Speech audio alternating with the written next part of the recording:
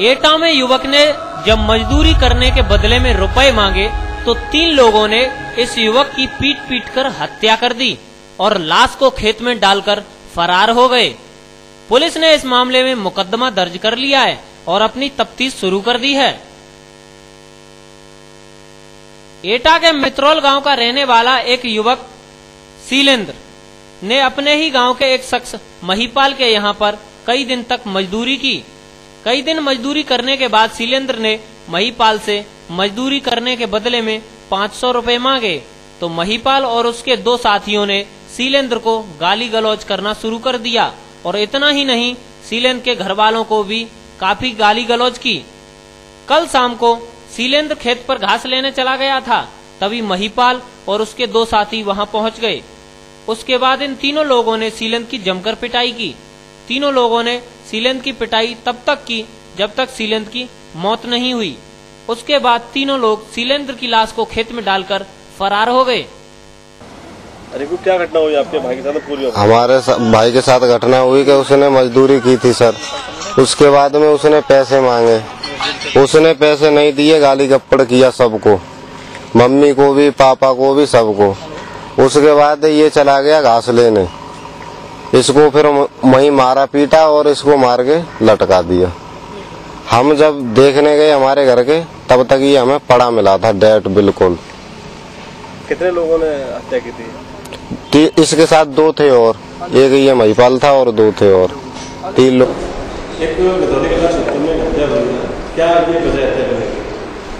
बिधौली कला में एक जो है मिसरौली गांव है, मिसरौल, वहाँ पे खेत में लाश मिली थी। लोगों द्वारा बताया गया था कि ये फांसी लगाया हुआ था। उसके तहरीर पर, उसके बाप के तहरीर पर, नन्नू सिंह उसके पिता है, उनकी तहरीर पर मुकदमा कायम कर दिया गया है। महिपाल के खिलाफ विवेचना इसके द्वारा की जा रही है। जो तथ्य आएगा उसका दर्ज किया जाएगा। वजह क्या बताइए? वजह अभी पता नहीं चल पाया है। उन्होंने आरोप लगाया है उसके ऊपर 302 का, उसमें मुकदमा दर्ज हुआ है। मृतक के परिजनों ने बताया कोई इसमें मजदूरी का कोई मामला था, मजदूरी नहीं दी जा रही थी, तब हत्या की गई। इस तरह कोई बात अभी सामने नहीं आई है मुझे जानकारी में। ANG न्यूज ब्यूरो, एटा, उत्तर प्रदेश।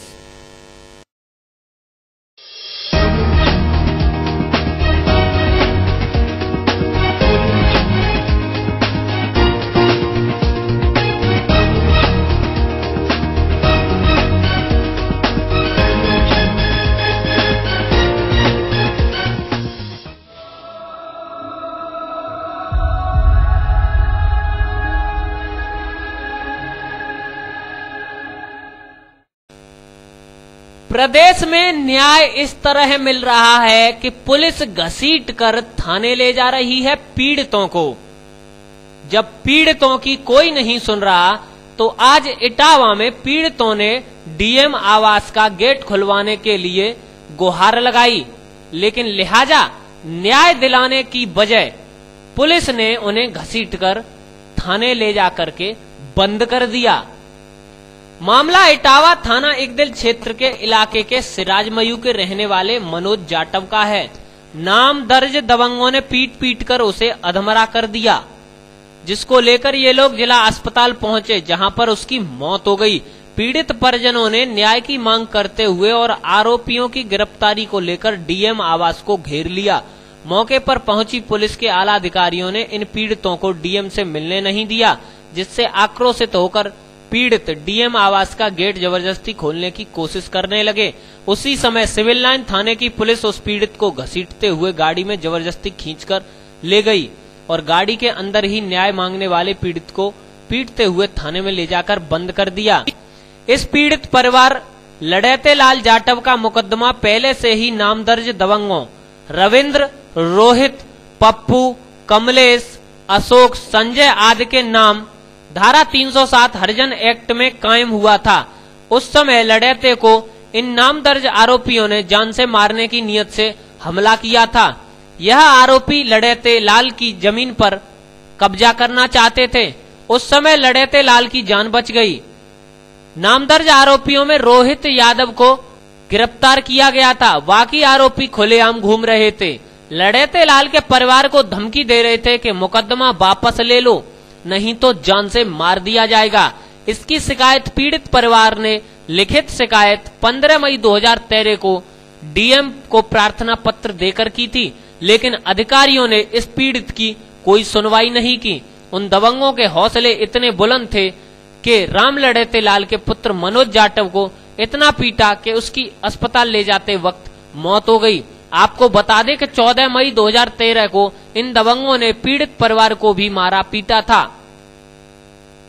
लोगों ने मार पीट के मतलब पछियों से मार मार कर मुंह पूरा फोड़ दिया और सैंपई जाकर उनने दम तोड़ने के बाद हमने के डेड बॉडी भी यहाँ से ले जाएगी और मोटरसाइकिल भी बिल्कुल उनने तोड़ दी, पछिया मार मार टोटल हैंडल फंडल सब टूटा है। दबंगों ने पिताजी की भी पिटाई की है पहले इसमें नहीं? हाँ, पिताजी की भी पिटाई की है। वो उनके साथ कब घटना हुई थी? उनकी 2 अप्रैल। ये तो जिन्ने लोगों ने और मरवाया वो कहाँ है अभी? वो ग्वालियर एडमिट है, वो आ रहे हैं अभी। वो भी सीरियस पोजीशन में है। पकड़ाया तो उन्हें ढील दिया, उनको भी छोड़ दिया। छोड़ दिया और मैंने कहा ये बैठे सब लोग इनको क्यों नहीं पकड़ रहे और साले बबुआ बनाते हो तुम लोग, ड्रामा करते हो। हमने मरत नहीं है, तुम लोग मर जाओ तब हम देखेंगे पूरा मामला का।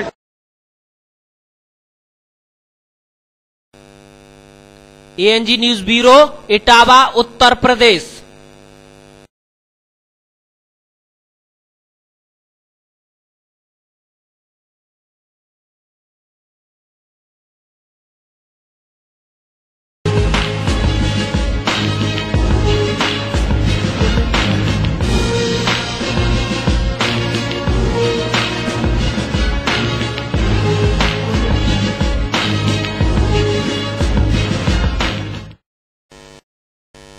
खबर कासगंज के पटियाली से ताल्लुक रखती है, जहां आंगनवाड़ी कार्यकर्त्रियों की जिलाध्यक्ष ममता गुप्ता ने निरीक्षण किया। केंद्र पर मौजूद आंगनवाड़ी कार्यकर्त्रियों ने उनको बताया कि प्रति आंगनवाड़ी कार्यकर्त्रियों से 1500 रुपए की मांग की जा रही है और सहायिका से 500 रुपए मांगे जा रहे हैं। उन्होंने सीडीपीओ चंद्रकला और सुपरवाइजर नुजहत परवीन, राकेश गुप्ता और चतुर्थ श्रेणी कर्मचारी संजय यादव पर रुपया लेने का आरोप लगाया है। हम मेरे पास जो सूचना मिली है वो ये मिली है कि 15-15 बोरी पर 500 रुपए लिए जा रहे हैं। उसके अलावा एक सूचना और भी मिली है कि जो एक जगह जो 80 बोरियां उठाई गई हैं। कहाँ से उठाई गई 80 बोरी? 80 बोरियां यहाँ पटियाली जो आपका बाल विकास केंद्र है वहाँ से 80 बोरियां उठाई गई हैं और भरगन में गई हैं। भरगन में जी, ये सूचना भी मिली है कि केंद्र 4 है, वो केंद्र मतलब 4 केंद्रों का एक ही लेडीज को दिया जा रहा है। तो एक केंद्र पर कितनी बोरियां अलाउड है? एक पर 15 है, लेकिन वहाँ पर 80 बोरियां बताई गई है। 80 बोरियां इस समय उपलब्ध है। और ये आप भ्रष्टाचार की शिकायत कर रही हैं? जो रुपया लिया जा रहा है कौन ले रहा है रुपया? ये रुपया आपका 3 लोगों में बांटा जा रहा है। नुजहत परवीन है और नाम क्या है, नाम बताओ जरा। चंद्रकला सीडीपीओ है। सीडीपीओ। हाँ। और जो आप पैसा ऊपर तक भेजने की बात कर रही थी वो किस तरह से जा रहा है? ये जो पैसा ऊपर भेजने वाली बात है, ये कह रही है कि एरियल का जो पैसा आ चुका है, अब सब लोग केंद्र अगर आप लोग नहीं देंगे तो हम केंद्र रोज चेक कराएंगे, एक एक बोरी बंटवाएंगे। तो इन बहनों से हमारा कहना यही है कि बहनें खुद बताएंगी कि ये सच है या गलत है कि 1500 रुपए ये डीएम और सीडीओ तक जाता है। आंगनवाड़ी कार्यकर्त्री सुनीता ने कहा है कि ये हमसे यह कहकर रुपया लेती हैं कि हमको ऊपर से आदेश है कि यह रुपया हमें ऊपर तक पहुंचाना है। सभी विभागों में बढ़ता है यह रुपया। वहीं सीडीपीओ से बात करने पर उन्होंने बताया कि हमने कोई वसूली नहीं की है, हम पर यह झूठा आरोप लगा रहे हैं। वहीं आंगनवाड़ी कार्यकर्त्रियों ने अपने बयान दिए हैं कि हम अगर रुपया न दें तो हमको पुष्टाहार नहीं मिलता है। कुछ नहीं, हम एरियल के पैसे मांगे जा रहे हैं। 1500 रुपए एरियल के लग रहे हैं। किस तरह से मांगे जा रहे हैं, इसका हिसाब है आपको? ये अधिकारियों तक जाएगा? नहीं, हमें नहीं पता किस तरह से मांग रहे हैं, पर मांगते ही मीटिंग में। नहीं मांगते हैं 1500 रुपए, किस चीज की आपसे मांग रहे हैं? एरियल कह रही एरियल के पैसे हैं और ये मतलब ऊपर तक मांगा जा रहा है, हमें दबाव पड़ रहा है और हमें देना पड़ेगा। अच्छा। बयान देने वालों में सुनीता, सुमन राठौर, संतोष कुमारी, मीना राठौर सहित कई तमाम आंगनवाड़ी कार्यकर्त्रियां भी शामिल हैं। जिलाध्यक्ष ममता गुप्ता ने आंगनवाड़ी कार्यकर्त्रियों की हौसला अफजाई करते हुए कहा कि आप डरो मत, हम आपका साथ देंगे। आपसे ये जो अवैध वसूली हो रही है इसको हम बंद करवा कर ही दम लेंगे। आंगनवाड़ी कार्यकर्त्रियों ने अपने खुद को बयान दिए हैं कि संजय यादव नाम का युवक उनसे रुपया लेता है। जब संजय से बात करने की कोशिश की गई तो वह भाग गया और बात नहीं की। उससे जब हमने फोन पर संपर्क करना चाहा तो उसने अपना फोन बंद कर लिया। इससे साफ जाहिर होता है कि आंगनवाड़ी कार्यकर्त्रियों से अवैध वसूली की जा रही है। आंगनवाड़ी कार्यकर्त्री सुनीता ने जब सीडीपीओ चंद्रकला से इस बात की शिकायत की तो वो गर्म हो गईं और सभी से नोकझोंक करने लगीं। अंत में ये कबूला कि वो वसूली कर रही हैं, लेकिन अपना दोष उन्होंने कर्मचारियों के ऊपर रख दिया। बोली तो कुछ वसूली करती नहीं हूं, मेरे अलावा अगर कोई पैसा लेता है तो मुझे जानकारी नहीं है। इन आंगनबाड़ी ने किसने मुझे पैसा दिया बताएं? मैं ईमान से बोलिएगा, मैं कोई दबाव किसी पे नहीं डालती हूँ और न मैंने यहाँ का पैसा ही दिया है, न मैं जानू इस पैसे विषय, न मेरे सामने लोगों ने दिया है। अभी आपकी आंगनवाड़ी कार्यकर्ता ने हमको हमारे कैमरे के सामने बोला है कि आपको 1500 रुपए लिए गए हैं एरियल के, मांगे जा रहे हैं। किस कौन मांग रहा है ये भी ये बताएं। ये बताएं मतलब कि ये पैसा ऊपर तक जा रहा है इसका। आप ये बताएं कौन मांग रहा है, हमको ये स्पष्ट करना चाहिए, ये करें स्पष्ट। मुझे ज्वाइन किए ज्यादा दिन नहीं हुए, अभी 3 ही महीने हुए हैं, उसमें भी मैं कितनी छुट्टी पर हूँ। आंगनवाड़ी कार्यकर्त्रियों ने वहां जमकर हंगामा काटा। सूचना पाकर नायब तहसीलदार मधुसूदन आर्य मौके पर पहुंचे और उन्होंने पुष्टाहार का बारीकी से निरीक्षण किया और बताया कि हमारे यहाँ पर शिकायत आई थी, हम केंद्र पर अवैध वसूली हो रही है, इसकी जांच कर रहे हैं। सवाल पूछने पर उन्होंने ये भी बताया कि कोई भी कर्मचारी जवाब नहीं दे सका।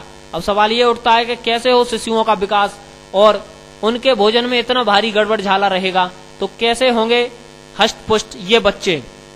इससे साफ जाहिर हो रहा है कि भ्रष्टाचारियों की पहुंच ऊपर तक है और बंदर बांट जमकर हो रहा है। एएनजी न्यूज ब्यूरो के लिए कासगंज के पटियाली से वैभव बासणे।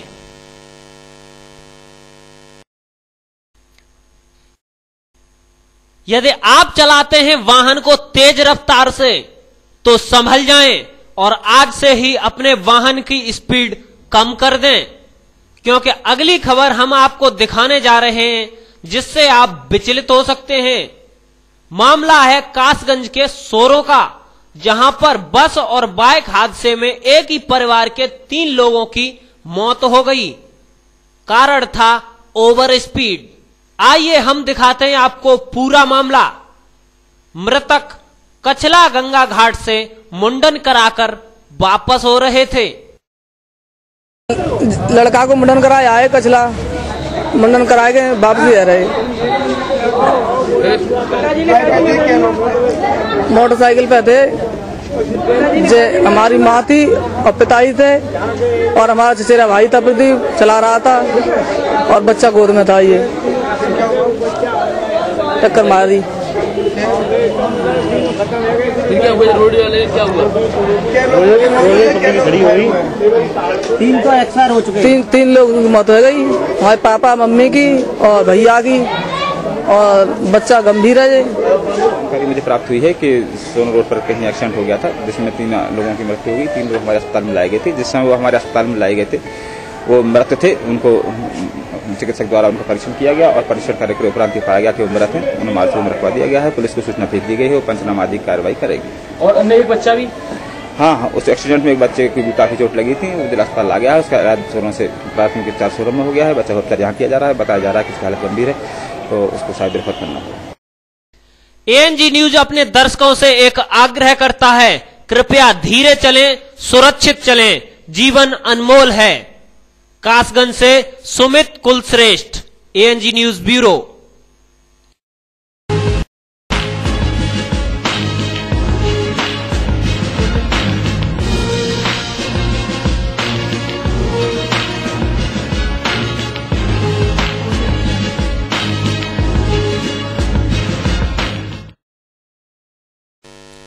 सीओ जियाउल हक के हत्या मामले में सीबीआई ने राजा भैया से जमकर पूछताछ की। उन्हें करीब 10 घंटे तक पूछताछ की गई।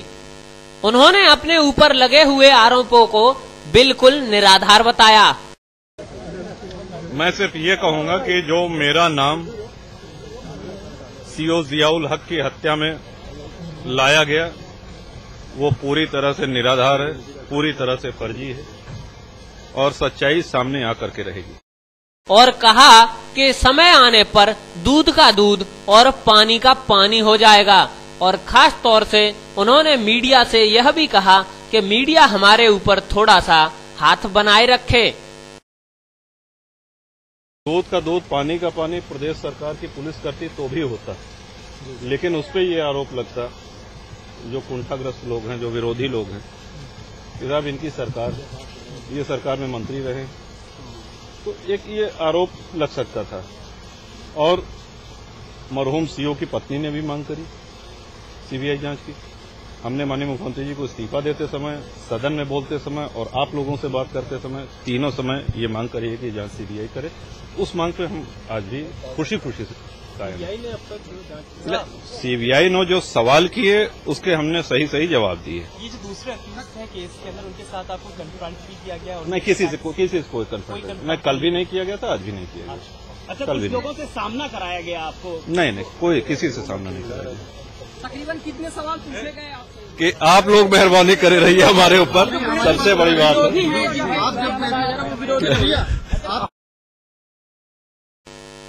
ANG न्यूज ब्यूरो, कुंडा, उत्तर प्रदेश।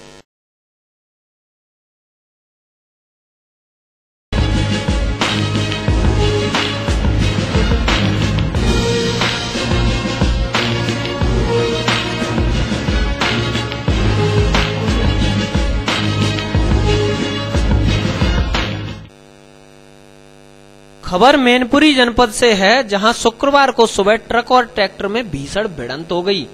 हादसे में 3 लोगों की मौके पर ही मौत हो गई, जबकि आधा दर्जन से ज्यादा लोग गंभीर घायल हुए हैं, जिन्हें अस्पताल में इलाज के लिए भेज दिया गया है। प्रत्यक्षदर्शियों के मुताबिक हादसा इतना जबरदस्त था कि एक महिला का सिर हादसे में कटकर अलग जा गिरा। गुस्साई भीड़ ने ट्रक में तोड़फोड़ कर जाम लगा दिया। सूचना मिलने पर मौके पर पहुंचे अधिकारियों ने समझा बुझाकर जाम खुलवाया। हाँ? ट्रक वाले ने कट दिया पीछे से, आगे से ही ट्रैक्टर बचा के पीछे ट्राली उलझा ली और एंचता ही चला गया है। ट्राली पलट चुकी, फिर भी एंचता गया है बराबर। उसने रोका ही नहीं है, बेबसी भी रोका ट्रक को। जब उस पर उसने सोचा कि अब ट्राली छूट नहीं रही है, तो उसने ट्रक रोका है। कितने लोगों की मौत हुई, कितने घायल हैं? 3 लोगों की मौत हो गई है, बाकी बहुत बच्चे भी घायल हैं, आदमी भी घायल है। वो हॉस्पिटल, सरकारी हॉस्पिटल पहुंच चुके हैं। हम आपको बता दें, इस हादसे में 3 लोगों की मौके पर ही मौत हो गई, जबकि आधा दर्जन से ज्यादा लोग गंभीर रूप से घायल हुए हैं।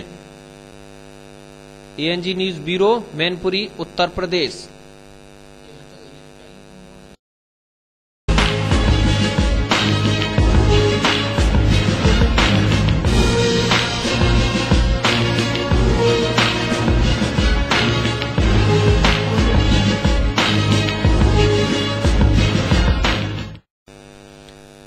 यदि आपका बच्चा कॉन्वेंट या बड़े स्कूलों में पढ़ रहा है और वह ऑटो रिक्शा या बस से आ जा रहा है, तो सावधान हो जाएं, आपके बच्चे की जान खतरे में है, क्योंकि आजकल स्कूलों के वाहनों में ओवरलोडिंग की समस्या आम हो चुकी है। ताजा मामला है मिर्जापुर, उत्तर प्रदेश का, जहां के नेशनल कॉन्वेंट पब्लिक स्कूल की हालत देखने से पता चलता है कि जिस ऑटो में 5 या 10 बच्चे बैठ सकते हैं, उसमें भूसे की तरह लाद कर 20 से 25 और 25 से 30 बच्चे लादे जा रहे हैं। कभी भी गंभीर हादसा हो सकता है, जिसको लेकर मैनेजमेंट के साथ साथ प्रशासन भी ध्यान नहीं दे रहा है। आइए हम आपको दिखाते हैं क्या है पूरा मामला, किस तरह बच्चों के जीवन से खिलवाड़ किया जा रहा है। सामने दिखाई दे रहे ये बच्चे एक उज्जवल भविष्य की कामना कर रहे हैं, साथ ही साथ यह कल पढ़ लिख कर इंजीनियर, डॉक्टर और देश का भविष्य बन सकते हैं, लेकिन इन मासूमों के साथ में एक खिलवाड़ किया जा रहा है। नेशनल कॉन्वेंट पब्लिक स्कूल का मैनेजमेंट इस तरफ कतई ध्यान नहीं दे रहा है। आइए हम आपको दिखाते हैं कि एक ऑटो में 20 से 25, 25 से 30 बच्चे लादकर भूसे की तरह ठूंस कर किस तरह से विद्यालय भेजे जा रहे हैं।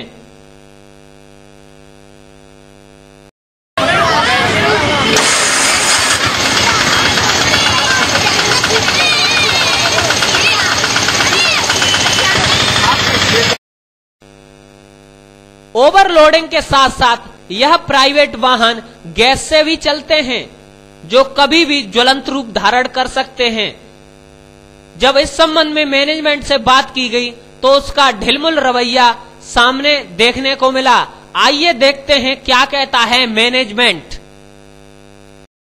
Government school international government school है। अच्छा, ये अभी जो बच्चे बैठे हैं ऑटो में इतने जा रहे हैं, ये ऑटो आपके स्कूल से अनुबंधित है या नहीं है? नहीं, स्कूल प्राइवेट सब ऑटो हैं।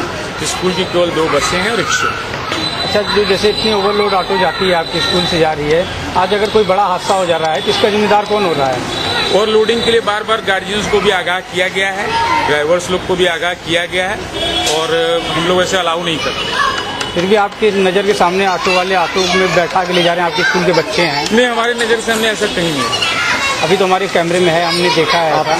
नहीं, वो अगर मान लीजिए कोई ऑटो वाले आपस में अरेंजमेंट कर लेते हैं, कोई एब्सेंट है, और कभी कभार ऐसा होता है एक दिन के लिए, वो अपवाद स्वरूप है। पर अभी तो मैंने जितनी ऑटो देखी, सब ऑटो में 20 से ज्यादा बच्चे बैठे। नहीं, ऐसा कुछ नहीं, कभी भी आप देख सकते हैं, और यू आर मोस्ट वेलकम। लगातार 2 दिन अगर आप देखते हैं तो निश्चित तौर पर हम लोग उस पर आज हम काफी दिन से देखने के बाद। इस संबंध में जब हमने एसपी से बात की तो एसपी का भी ढुलमुल रवैया सामने आया। सुनिए क्या कहते हैं एसपी एससी पांडे। खासतौर से बच्चे जिन वाहनों से जाते हैं स्कूल, उनमें नियमित संख्या से अधिक बैठा लेंगे तो उन्हें असुविधा होगी, असुरक्षित भी होंगे। इसके लिए मैंने निर्देश दे दिया है कि सभी स्कूल कॉलेजेस के पास रेगुलर चेकिंग की जाए और ऐसे वाहनों के खिलाफ चालान किया जाए, कार्रवाई की जाए। उन्हें हिदायत दी जाए कि जितनी संख्या उन्हें बैठानी नियमानुसार उचित है उतनी ही बैठा लें। और मैं अनुरोध करूंगा कॉलेज के प्रबंधक से, मैनेजर से, प्रिंसिपल से कि वो लोग भी इस बात को देखें, सुपरवाइज करें। जो ज़्यादा बैठाल करके लाते हैं उनकी सूचना हमको दें ताकि उनके विरुद्ध हम कार्रवाई करें, ताकि बच्चों को सुविधा न हो। इसमें विशेष रूप से हम अभियान चला रहे हैं और इसको हम अगर कहीं इस तरह का पाया जाता है ज़्यादा बैठाल करके चलने वाला तो हम सख्त कार्रवाई करेंगे। एलपीजी तो जो है ना वो एक मोड है, पेट्रोलियम गैस, जिससे पोल्यूशन नहीं होता है। बहुत से वाहन चलते हैं असुरक्षित ना हो, इसलिए उसकी रेगुलर चेकिंग होनी चाहिए। अगर एलपीजी की कोई वाहन है तो इलीगल है, उसको चलाने में कोई दिक्कत नहीं है। अब उसमें अगर किसी तरह की लीकेज है, कोई और कमी है तो एक्सीडेंट हो सकता है, उसको चेक रखना चाहिए, बाकी वाहन से चले। अब देखना यह है कि यदि आपको अपने बच्चों की फिक्र है तो आप संभल जाएं और आने जाने के लिए अपना खुद का वाहन करें, अन्यथा किसी भी वक्त कोई एक बड़ा हादसा हो सकता है। एएनजी न्यूज ब्यूरो, मिर्जापुर, उत्तर प्रदेश।